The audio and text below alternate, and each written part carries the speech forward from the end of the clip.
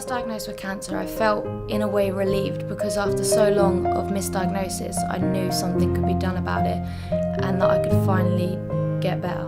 I stayed so happy because I knew being upset wasn't going to make my tumour feel sorry for me and stop growing, so the best way was to laugh about it and just get on with it as quickly as possible so it could be over.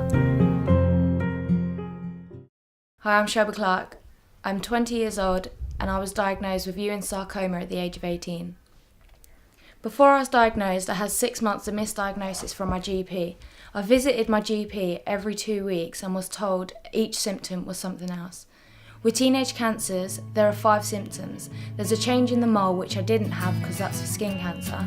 There's a lump, bump or swelling, which I did have, that you could see come out of my back, and I was told it was a muscle spasm. I couldn't eat and I was told that was just, it was all in my head and sent me to a psychiatrist. I couldn't sleep, she said that was because I was a teenager. And I had severe pain down my leg and she said that was a dodgy hip. Vlog until yesterday. I don't even know if you can hear me because my voice, I was really ill yesterday, throwing up and everything, and Mum just rung C9. They spoke to the doctor and I've got to go in to A&E to be examined and stuff and whatever. It wasn't until I went to school one day and I was being violently sick and I couldn't concentrate or anything, so my mum picked me up.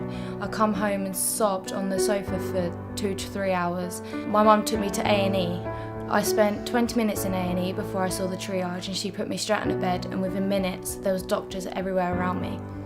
I didn't have a clue what was going on until 2 days later when I was given the diagnosis of cancer.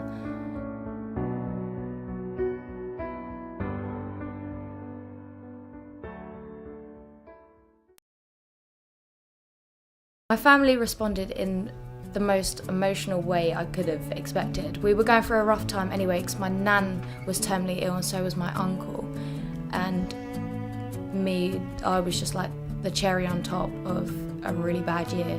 So everyone broke down and I was the only happy one about it. My friends found it really hard because everyone has had someone they love had cancer, and at such a young age it comes to such, it was a massive shock to everybody, so they didn't know how to react. Well, I remember the day so clearly. I remember walking to the hospital to go and see her when she was in there. There was a whole group of us. Went in there, we were sat talking to her for a while. Then the nurse came, wanted to talk to her, and then we all found out. And I was just like, what?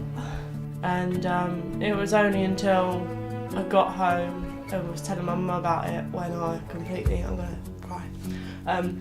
It's only when I got home and I was telling my mum and I started crying, and then she started crying, my sister started crying, and then having to tell people over and over again. It was really hard, but I knew she'd be fine because everything she was already going through, because I know how strong she is.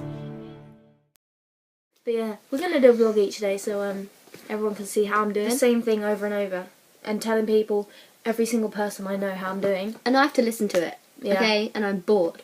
No offence. What I hated the most was when everyone tiptoed around me, like they didn't know what to say to me, they didn't know if they could talk about it.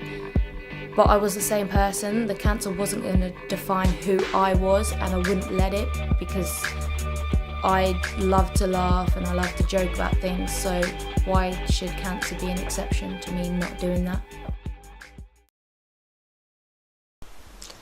Good morning, it's Tuesday and it's chemo week. My favourite, woo! No, I'm kidding. We're running a little bit late, but they're always really late, so it doesn't really matter. I was put straight onto aggressive chemo for 6 lots every 3 weeks. I would spend a week in hospital and then 2 weeks at home. My first chemo, I got severely ill and spent 3 weeks in hospital, which attacked my immune system. Yeah, mine too. Oh no! Kidding! And then when I got here, I got my port done. These are smaller ones, so they're not on top of each other.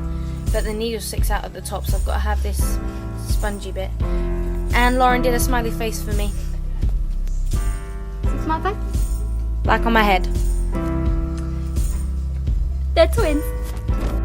I had to stop my chemo for 9 weeks and let my immune system build itself back up. I had to have over 24 blood transfusions and a lot of platelets recounts. I didn't really want to vlog, but I want to show that everything's not always smiles.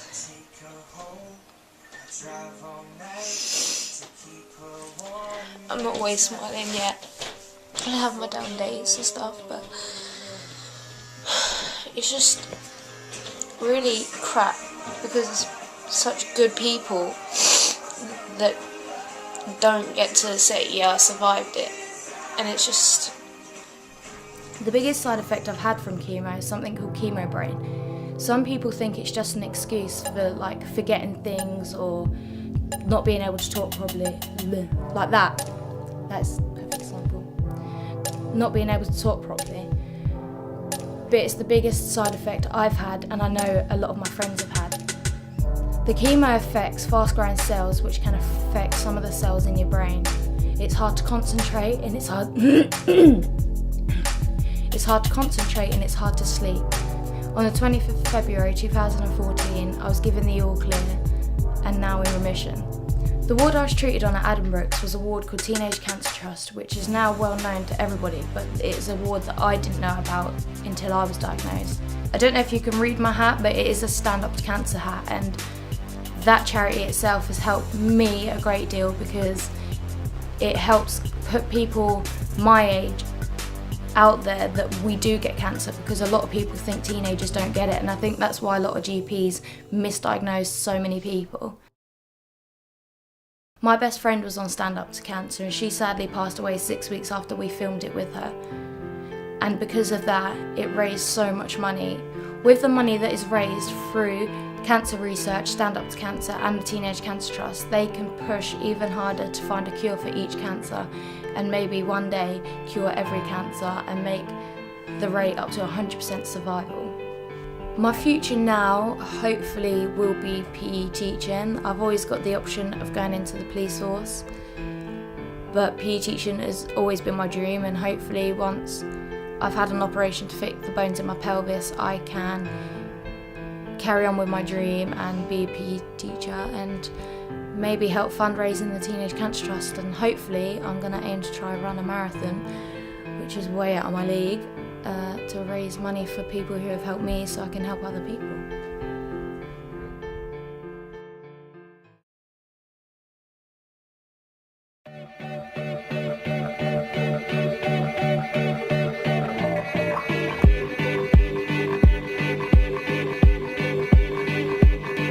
I fly like paper, get high like planes. If you catch me at the